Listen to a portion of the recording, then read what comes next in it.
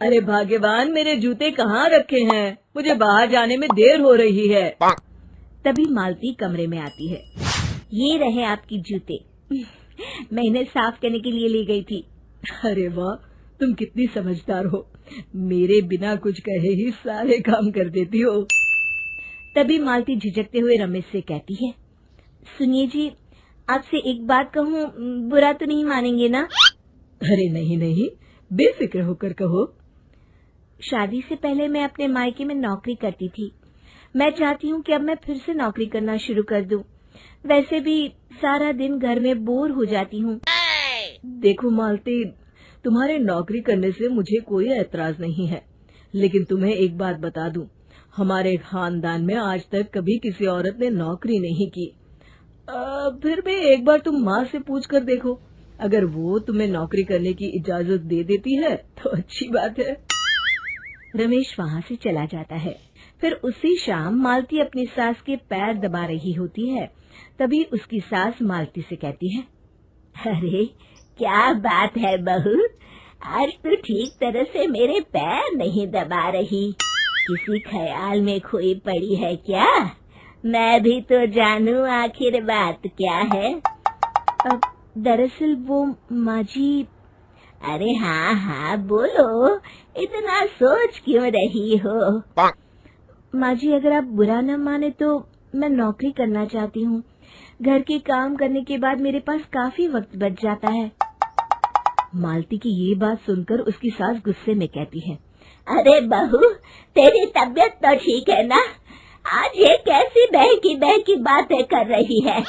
भला हमारे खानदान में आज तक कभी किसी औरत ने नौकरी की है जो तू नौकरी करने की बात कर रही है, हैं? अरे बहू, तू क्या रिश्तेदारी में हमारी नाक कटाना चाहती है? जितना जल्दी हो सके अपने दिमाग से नौकरी का भूत उतार दे। और अब जा, जल्दी से रसोई में जा, खाना बनाने का वक्त हो रहा है। मालती मन मार कर खाना पकाने के लिए रसोई घर में चली जाती है। अगले दिन, नमस्ते माँ जी, कैसी हैं आप? अरे आओ आओ दिवाकर बेटा, बैठो, मैं तुम्हारे लिए चाय मंगाती हूँ। बहू, जरा एक कप चाय तो लेती आना। फिर दिवाकर एक फाइल खोलकर मालती की सास के सामने रख देता है। ये देखिए माँ जी, ये है पिछले महीने का हिसाब और ये रहे मुनाफे के रुपए। एक बार हिसाब देख लीजिए और इन कागजों पर अपने दस्तखत कर दीजिए। अरे दिवाकर बेटा, मैंने भला आज तक कभी तेरा हिसाब देखा है जो अब देखूंगी? ला बता, कहाँ दस्तखत करूं? तभी मालती चाय लेकर वहाँ आ जाती है और अपनी सास को बिना कागजातों को पढ़े इस तरह लापरवाही से दस्तखत करते हुए देखकर हैरान रह जाती है। अच्छा माँ जी, अब मैं चलता हूँ, फैक्ट्री में बहुत काम है। फिर दिवाकर वहाँ से चला जाता है। कुछ दिनों बाद मालती बाजार में कुछ सामान खरीद रही होती है। तभी एक बूढ़ा आदमी उसे आवाज देता है, अरे मालती बेटी, कैसी हो? मुझे पहचाना? मैं तुम्हारी कंपनी में मुनीम का काम करता हूँ। हाँ चाचा जी, मैं आपको बिल्कुल पहचानती हूँ। कहिए, कैसे हैं आप? मैं तो ठीक हूँ। कंपनी में कुछ भी ठीक नहीं चल रहा, यहाँ तक कि हमें ठीक वक्त पर तनख्वाह भी नहीं मिलती। ये आप क्या कह रहे हैं? अब क्या बताऊँ, आप लोग तो कभी हिसाब किताब देखने दफ्तर आते नहीं। मेरी मानो तो एक बार आप लोग दफ्तर आकर सारा हिसाब किताब देख लो, आपको असलियत पता चल जाएगी। अच्छा बेटी, अब मैं चलता हूँ, देर हो रही है। फिर वो बूढ़ा वहाँ से चला जाता है। वहीं दूसरी तरफ मालती घर पहुंचकर अपनी सास को सारी बात बताती है। तभी वहाँ रमेश भी आ जाता है, लेकिन मालती की सास मालती की किसी भी बात पर विश्वास नहीं करती। तभी रमेश कहता है, अरे माँ, बिना आग के कभी धुआं नहीं उठता। जब मालती इतना कह रही है तो हमें एक बार दफ्तर चलकर देख लेना चाहिए। वैसे भी हम लोग काफी दिन से अपने दफ्तर नहीं गए हैं। इस तरह किसी एक आदमी के भरोसे काम छोड़ना मुझे भी ठीक नहीं लगता। अगले दिन वे सभी अपने दफ्तर पहुंचते हैं और सीधे दिवाकर के कैबिन में जाते हैं। अचानक सबको एक साथ देखकर दिवाकर चौंक जाता है। अरे माँ जी, आप सब लोग अचानक यहाँ कैसे आ गए?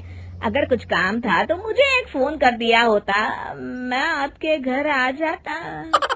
तभी मालती की सास कहती है, अरे दिवाकर बेटा, आज मैं हिसाब देखने दफ्तर आई हूँ, जरा मुझे पिछले 6 महीनों का हिसाब दिखाना तो बेटा। दिवाकर घबराते हुए हिसाब की फाइल मालती की सास को देता है।